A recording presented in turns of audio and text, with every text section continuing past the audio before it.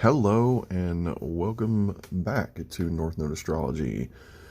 Yet again, something completely different, although similar vein of what's been going on.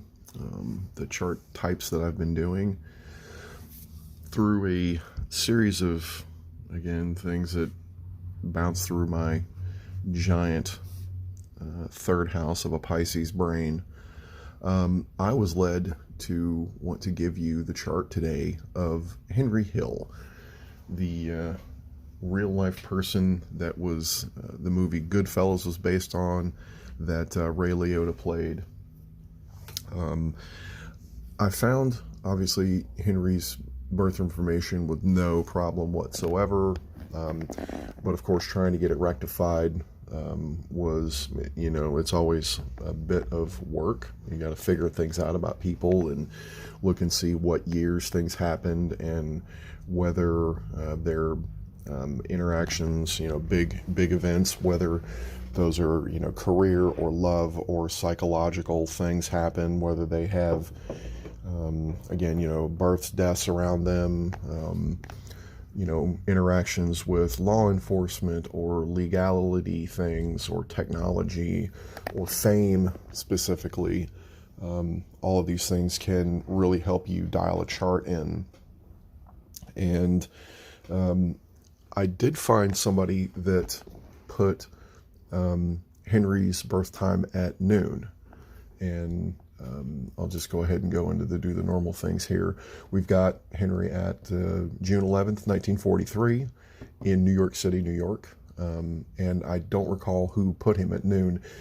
Typically when a celebrity's chart is not known, they will do a 0 degrees Aries chart so that the rising sign is 0 Aries, so that the house, because the houses are unknown. And the astrological year is thought to, or the concept is that it begins at Aries, because the Pisces is the quote last sign. It's the all of them, the all of the everythingness, and then Aries is very hyper focused direction and action explosion, but it's very forceful, very concentrated, and noon seems to work very well. It's giving Henry a rising sign of Virgo, and I'm going to do this one very differently. There's some, I've got the Wikipedia page up on him, and I suspect most of this was gleaned from either news articles or books that were written about him, possibly interviews. And we all know that Wikipedia can be, vague or not very focused, or can be kind of politically motivated, depending on how you look at it. But for our purposes, or for my purpose anyway, I suspect it's going to work pretty well. Let's see. So we've got his birthday. His parents were immigrants. And the indication here that the noon birth time is good for him is because it starts his fourth house in Sagittarius. So the fourth house is our family heritage. And with being a child of immigrants, Sagittarius is about foreign things. It's about travel. So that matches up pretty well. As well as when he was 11 years old, he was looking for a part-time job, and he ran into some gentlemen that were already in the game as far as mob action going on, and for annual profections. So the house that was active in his 11th year of life was his 12th house. So it was suppressed things. And apparently, it seems to me that he didn't necessarily feel really good about himself, and he didn't know what to do about life. It was kind of suppressed. I imagine being, born in 1943 and being the child of immigrants, Irish and Sicilian descent. His father was Irish and his mother was Sicilian. So 12th house is suppressed things, but his North Node is in the 12th, and his Chiron is there also. So there's a subconscious, injury that he has about life or leadership, or an inner shine, or about being benevolent or loving people, loving himself. So when he found those guys, it triggered something in him, again. So with the Chiron there in Leo in the 12th, we're talking about, again, injury for leadership, and he was looking for it. He didn't have it. And maybe that wasn't the best way to look for that, to look for a pack of people, look for a tribe of people to come into, or look for a way of life. It was an injured way of life, a life of loss, of letting go. Especially if you're involved in, violence and not building people up. I know that the mafia they did help people. It was about family. Not that that's what Leo or fifth house topics are about, but that's what Henry Hill sought out. The next event that leads me to believe that the noon birth time is correct is the next event that's listed in his Wikipedia page, talking about meeting basically his mentor, or the first meeting Jimmy the Ghent Burke in 1956, and that would have put Henry at 13 years old. That would have been activating his second house, which is about self-esteem, and it's about finances, and it's about our understandings of how we interface with possessions. And again, it takes time. There's a determination there. There's a steadiness. And that was about relationships. So his second house begins in Libra with that noontime. And it was about relationships to him. It definitely was. He saw that, I guess, as the balance of the world, because there were people that took from him, I'm suspecting, and Jimmy Burke gave to him. So that was probably, Henry thought that was balance, and he needed to seek that out. Or he may have considered that justice for how hard he was working in the world. He was deserving of that attention, or the money that James Burke was giving him. When he was 14, again, I'm literally just going right down the Wikipedia page here, but I'm giving the chart rectification, as the way that it seemed to me. When he was 14, he was put up for a bricklayer's union card, and he was what they referred to as a no-show. He didn't have to show up there. So they were effectively fleecing the union for Henry's pay, and his weekly salary in dollars in 2020 would have been $1,750. Now, he wasn't getting all that. Of course, a lot of that was going to the family, and he was getting some of that. So that would have been a third house year for him. It would have been about his mind and his communication, and that starts in Scorpio. So there were lots of hidden things. There was things about trust, and things about secrets, and things unseen, of course. And, Scorpionic, it was about, rebirth. So his mind and his communication are definitely about how to change his environment.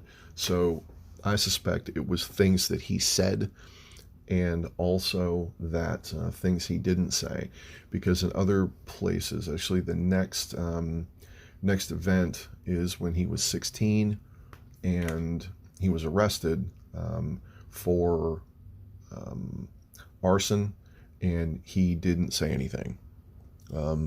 So that would have been a fifth house year at 16, and his fifth house begins in Capricorn. So there's the structure. Capricorn is legacy, and it's tying back to his third house in Scorpio. He didn't trust the cops, he didn't trust anybody but the family, and so he let it go. And also, the family that he moved himself into, the crime family, they were not from America. They were not Americans. They were all immigrants. They were, Italian. And again, that legitimizes his fourth house, starting in Sagittarius, as well as his part of fortune being in Sagittarius in the fourth house. So anything that he did for the family, for his family, whether it was his biological family or a nuclear family or the mafia or gangster family, it gave back to him more than he put in. Since the rest of the article, of course, is going to be chronological, as things tend to be when you tell a story about somebody, I'm actually going to go back to his first house and his first placements here. Virgo is always trying to improve, and it's about daily work. It's about daily service, and he was definitely about daily service.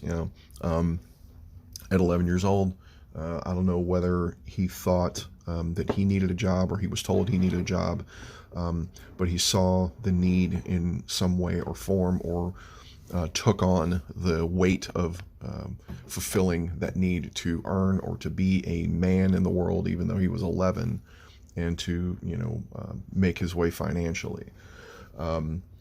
So in the first house, he's got the moon, and he's also got Neptune. So his moods were definitely about that improvement.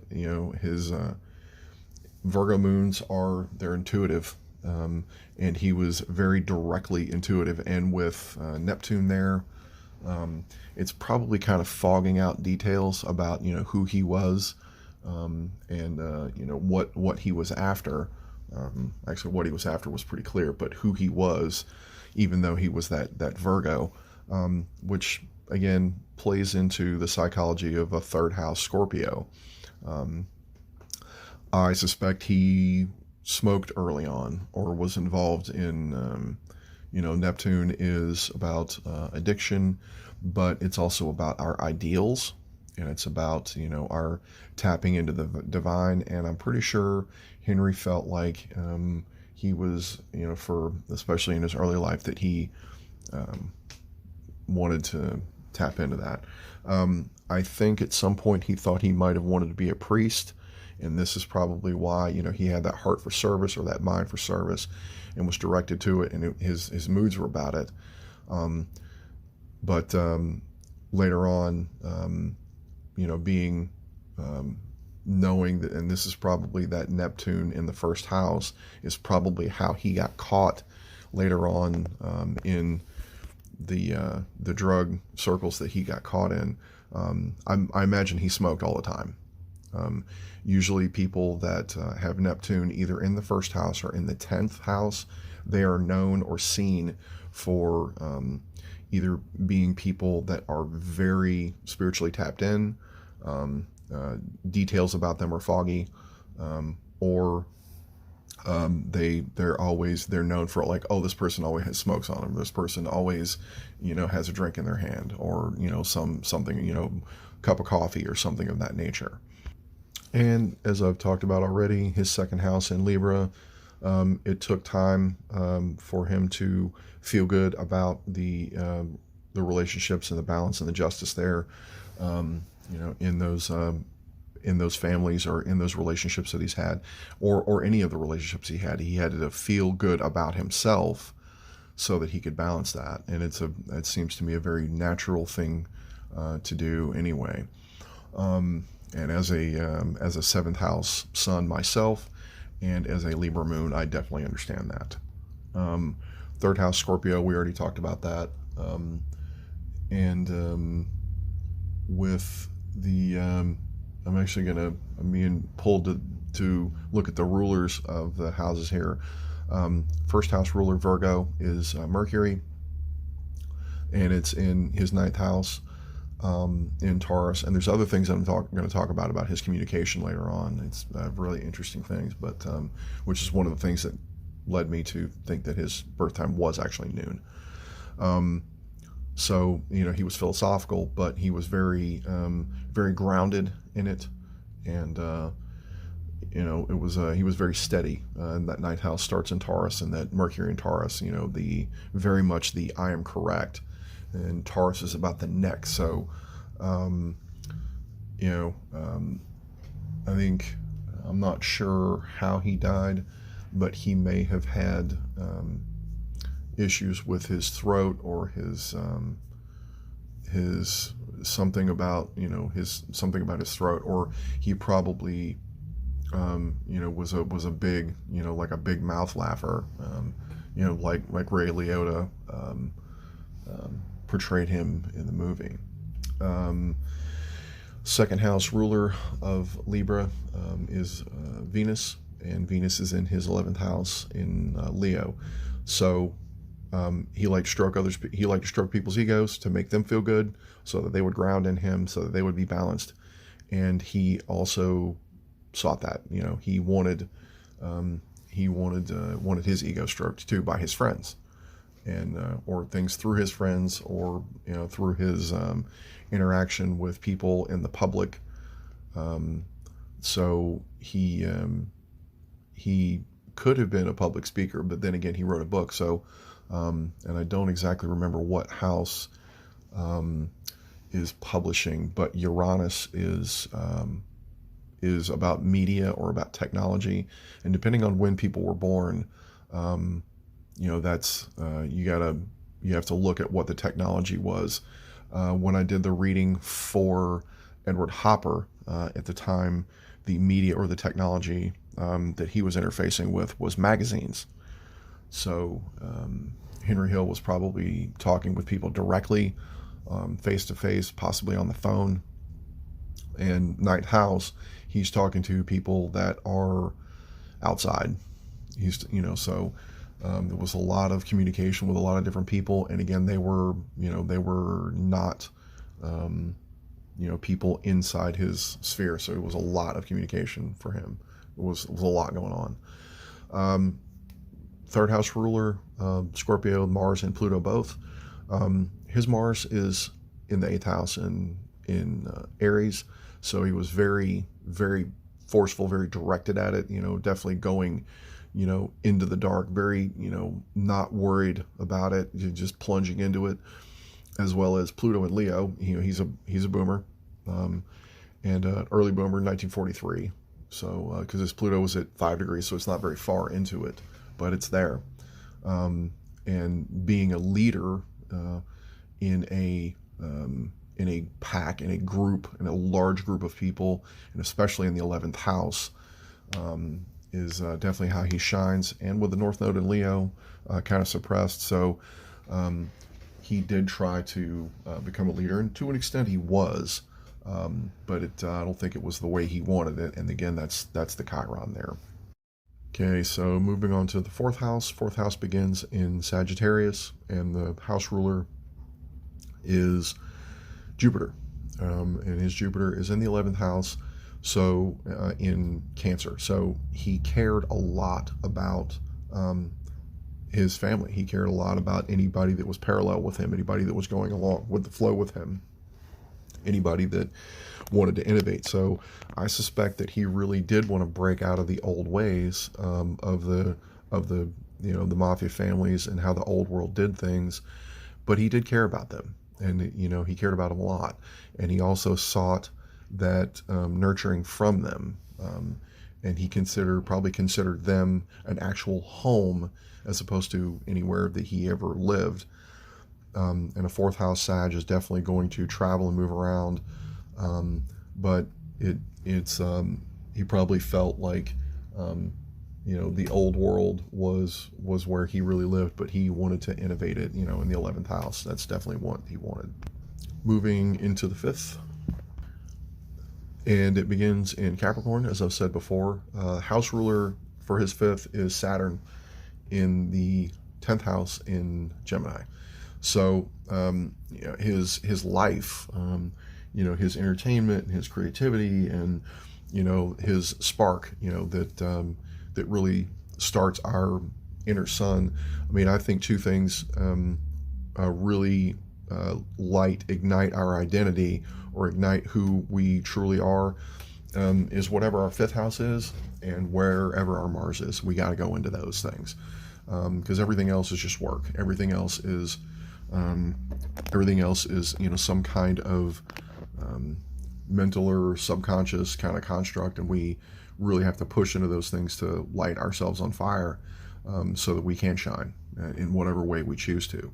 So Saturn in Gemini is definitely a restriction in communication, but with a third house Scorpio, it definitely fits. The psychology's there. He's not telling everything. He may have been very stoic, or his moods may have, his communication may have been very on or off, or one way or the other. And when it switched, he could have been very jovial in one hand, and then turn right around and been very aggressive. Two people going back and forth there, which is possibly why the Neptune and Virgo in the first house makes a little more sense. And with a 10th house sun, again, the sun is the ruler of Leo, but a fifth house Capricorn with a sun in the 10th, it very much, the phrase I've started using is, it tunnels, it goes through. It really much makes sense. So he looked at himself as very much a partner or a communicator, somebody that brought people together. He also has vertex in Aquarius in the fifth house. So any events with an Aquarius, or that happen on that, anybody that can pulls his chart up is willing to look at his transits and see if anything happened at that 11th degree of Aquarius, and saw what possibly could have shifted for him in those arenas. It may, could have been a lot of different things, interfacing with the public, or things with friends, or, new ways to have fun, new ways to entertain himself. Maybe it could have been one of his children, like his oldest, or maybe the child that he resonated with. He did have two kids with his first wife, Karen. That's possibly when the first child was born, and it shifted all of those things for him. The sixth house, starting in Aquarius, and with his house ruler Uranus in the ninth house, he is talking about deep things daily. He's at work, but it's new. There's structure, but he's trying to change it. He's trying to innovate it. He's trying to make it grow. He's trying to go with the flow of how the world is, and how the changing of the philosophies in the world are. And that even comes across in the movie, that he does respect the old ways, but he sees that they need to be updated. And perhaps that he didn't get that done in the right way, because ultimately, one of the things that brought, or at least the public, in the public eye, brought all that down, was his way of trying to move into the world, and the way he did it. With his south node also in Aquarius, north node in Leo, he needed to be grounded in those innovative ways to work in the daily. So that is going with the flow, but he also wanted to break out. And with the Chiron there, in that north node in the 12th, that's really going to put him as a 12th houser for sure. And 10th, 11th, and 12th is their heavy houses. That's stuff that Other people can see, 10th house is what we're known for. 11th house is as our friends and how we interface with the collective and what our ideals and stuff are. Our global awareness, the way we talk about it now. But 12th house is subconscious, so he wanted to be a leader. He wanted to innovate. There was an injury there. There was a subconscious injury to his ego. Something hurt him that he couldn't get at. And it definitely, it tunneled and it affected him daily. But he was definitely about the work. He was not afraid to get in there and do something. His 7th house begins in Pisces, and the ancient ruler of Pisces is Jupiter, and the modern ruler or co-ruler is Neptune. Neptune being in his 1st house in Virgo, again brings back to the work and service, and Jupiter in the 11th in Cancer is about those Aquarian things, but as far as caring for things, the Cancer is the foundation of the 4th house, but not. I mean, obviously Henry's starts in Sagittarius, but he was definitely about the family and the balance between himself and serving the greater good and serving the family and going with the flow and trying to keep doors open, which is what Jupiter does, is expansion. Sometimes it's too much. So he probably had and sought too much comfort and too much go with the flow and too much trying to bring things together, as opposed to, just doing what he needed to do. There's also, again, with Pisces, there's also addiction and there's delusion, and I suspect that he wasn't exactly sure what was really going on in his relationships, and probably, again, the psychology of why he was always working to bridge things and bring things together and figure things out, and felt, probably from time to time divinely led. And maybe that he did feel like he was a priest. Really, he could have, judging from his chart, he could have been one. He really could have. But he made, other decisions. With his 8th house starting in Aries, he was very direct about, death and rebirth and, deep felt experiences and, other people's money and, he plunged into that directly. This is probably the thing that, kept him from going into the priesthood, because he definitely wanted, he was about the money. He was about, about that trust and about, going after it. Because Aries is hyper-focused. But it's also very childlike. So he could have, he did probably go at those things with a bit of a childlike innocence, because Virgo does have an innocence to it. It does, and in the 8th house there's another thing about innocence, and this could have been that he didn't have that when he was a child, and so he was going after it. Lilith in Leo in his 11th house is kind of drawing a parallel to that, kind of adding into that, although he does have a Pluto aspect, Pluto and Venus aspect, both going over to his Aries, so or his Mars, excuse me. So that's definitely part of it, his rebirth and how he feels about the public and about interfacing with people. 9th house starts in Taurus, so his philosophies probably took time to develop, and they were about how he felt about himself, and because you have to be grounded in yourself before you can push out into the world in any kind of way. An artist knows that in order to paint or in order to draw or in order to sculpt, you have to start somewhere. You have to start in you, or you have to start at a single point, or you have to touch the brush to the paper, and that's the beginning point, and that's about how we feel and he was, had philosophies on material security. And again, this is one of the other things that probably kept him out of being in the priesthood.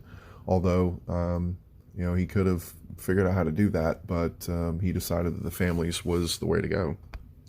I know we're on the ninth house. It started here. I was looking back at the chronology here of his life. Again, about service. He joined the army when he was 17. And that's old things in a new way for him. So he had already been in doing things with the families. And so now he's in the army. So it's, old things in a new way. And it's also about service. Go ahead and go back to the ninth house here. I also saw that he was dyslexic. And with a ninth house Mercury with Uranus there, Mercury has trouble in Sagittarius, the ninth house, Pisces, and the 12th. There's so much going on with philosophy or with Pisces with, spirituality and bridging worlds and magic and being the, all of the waters of the world, all of the, the last sign of the zodiac where there's no bounds. There's no end to Pisces. It doesn't end. The only place Pisces ends is in Aries when there's an explosion. It's the, it's about, like in the Bible, it says, first it was dark, and God said, let there be light. So suddenly there was just this boundless darkness and all of a sudden explosion. And scientists say that, they don't know what happened before the Big Bang, and then there was an explosion. So there's a magical nothingness, and then there's a sudden expansion, and that's what Aries is. So, and that's 12th house. But anything ninth house, anything Sagittarius is ruled by Jupiter. So there's a lot of something. It's the expansion. And in ninth house, this is about his higher learning. This is about how his travels and things of that nature, languages. And with Mercury here, it's not retrograde; it is direct. Although I didn't check to see if it goes direct soon. But with his Mercury and his Sun are, let's see, 21 degrees apart. They're pretty close. They're almost as far apart as you can get. 27 degrees is as far apart as the Sun and Mercury can get from our perspective. So, because technically, as far as the geometry is concerned, not necessarily how Mercury actually moves, but the geometry of it is, it goes back and forth. So the Sun will get far away from Mercury, and Mercury will slingshot and come back. I suspect it probably was retrograde, which is why the Sun is so far ahead of it. So, and he is looking ahead. He's, with a Mercury behind the Sun, he's looking forward.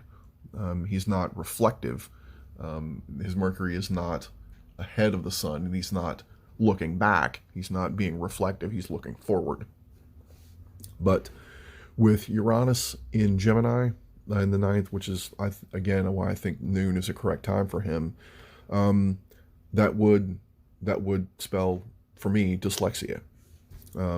Maybe putting Uranus in the 10th in Gemini might do that, but I don't think people knew that overall. I don't think he's not known for having dyslexia. He's also not known for being a communicator. He's known as the Gemini. He's known as a communicator. He's known as a Henry Hill and something else. So Henry Hill and the mob, or Henry Hill and and his wife Karen, or the various. Whoever he was with, it was Henry and somebody always in his life. And it looked like to me like he was the authority, or he sought the authority, being Saturn, but that's going in the 10th, sorry. Dyslexia, I think, would be definite Uranus in Gemini, because it would switch back and forth. It would be erratic. which is exactly what the letters do for people with dyslexia. So that's probably why he probably didn't seek school. I don't recall when he necessarily dropped out of school. Doesn't mention whether he graduated from high school at all. I don't expect that he did. He probably worked for the families until he was 16, joined the Army at 17, and then that was his career. That was the end of it. Saturn in the 10th house is in Gemini. It took him a while to be a communicator, to be able to communicate that. There's a restriction there. So he was probably very reserved and didn't really transmit well, but people knew that he did. If it was important, and again, that's what Saturn is. If it has weight, if it's important, and if it's pertinent, if it's about Saturn is the ruler of Capricorn and the co-ruler of Aquarius. So if it was about the family, and it was about his 5th house is about life, so his life was around that. So if it was about entertainment or the kids or any of his kids or any of his associated children in the family, and also the service of them, of that Aquarian thing. And I suspect that if you really looked at astrology, I imagine that most would agree that the Mafia would fall under Capricorn or under Aquarius, either one, possibly both, depending on, because of how they operate. It's very structured, but it's also not exactly the way things are done now. If it was important, Henry spoke up. If it moved forward, if the communication was useful, he opened his mouth and he said it. If he was probably very authoritarian with that communication. Taurus is very sure of itself. It's very structured. It's very grounded. And with Saturn there and his sun there, that's probably one of the reasons why he was looked to, because he didn't say anything that didn't need to be said. But again, that's also the restriction, the need to push past it and become an effective communicator, become the communicator. And I don't know enough about him to know whether he actually did that or not. But again, it's also a restriction of the mind. And being a 3rd house Scorpio, there were things that were hidden in his mind. Again, back to the Chiron in Leo, subconscious, there's a subconscious injury. On to 11th house, starts in Cancer, and the house ruler is the moon in his 1st house in Virgo. So he is definitely about serving the group, serving his friends, and he wanted them to serve him too. All astrological placements work in both directions. With Jupiter, there was lots of them. There was lots of nurture. There was lots of caring, and he wanted a lot of that too. With Lilith there in Leo, that's kind of like a double-edged sword there, because a lot of that I've seen, a lot of the boomer generation, all of those are Pluto and Leo, and a lot of those they didn't want to stand up. There was a lot of them, and they were fearful, but when they did stand up, they were rewarded for it. And Henry wanted to do that, but in his own way. He wanted to be able to pick it. He wanted to be able to do that. I suspect that when he was younger and he tried to stand up, he may have been slapped down, and possibly maybe even ridiculed. And that's why he ran away, or he was under delusions about who he was, his actual identity. Again, with his sun is at 19 Gemini, and his Saturn is at 16, so it's 3 degrees off, right at 3, really close to 3 degrees off. So there's not a solid conjunction there, but it's also a definite restriction of identity, as a communicator, or even internally. Because Gemini is, I see Gemini as how we interface with ourselves too. So there wasn't a lot of internal communication, and there wasn't external communication either, which is why he probably seemed to be kind of like a bit of a reserved guy. With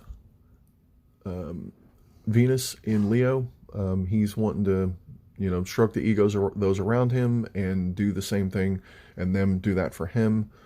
Again, that's probably, he was definitely, he was slapped down when he was younger, possibly even physically. In the home, there was travel and language, and eighth house can indicate any kind of violence, and Mars also, and with Mars in the eighth in Aries, there were anger issues, probably stemming, and they definitely stem from in the mind. There were people that he didn't trust, which is why he went outside that family, why he went outside his mother, father, brothers kind of thing, because he had 7 siblings, I think. It was a lot of kids in the house. So on top of being a boomer, there was lots of kids in his house. So 12th house, Leo, again, repressed parts of him, that stand up and be a light shining, but that's where his North Node is. And when he did stand up, when he did speak up, there was an added layer of, getting back. But anybody with Chiron and Leo, or, Chiron in the 10th, Chiron anywhere, you have to take direct action. And although this was subconscious, so it was very difficult for him to get at it. So the communication that he had was very grounded and direct, but the way to move forward with it wasn't necessarily always clear.